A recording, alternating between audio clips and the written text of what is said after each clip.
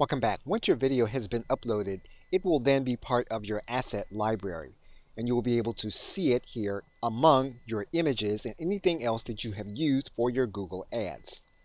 What you can then do is to click this blue button. You can then click the video button. You can then click add a voiceover. You can then select from the videos you created in Google Ads.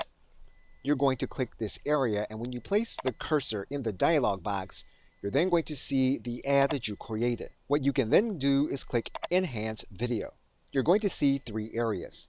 You're going to see the video, you're going to see the selected voice, you're also then going to see the message that you're going to type in that will be part of your video. So we are going to select a specific voice. We are then going to write in the voiceover message.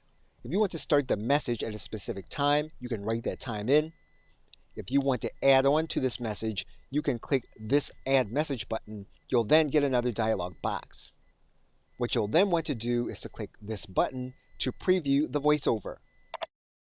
Come to the Video Tutorials Masterclass.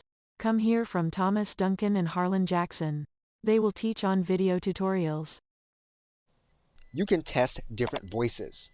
So for example, if you want a different voice, you can do that, the voiceover. Come to the Video Tutorials Masterclass. Come hear from Thomas Duncan and Harlan Jackson. They will teach on video tutorials. You can choose to turn the volume on the video down so that the music plays in the background and the voice plays in the foreground. What you can then do is to click this button that says Create Video. And your video will start the creation process. Once your video has completed its processing, you can then upload it to your storage area, and your video will go through the upload process.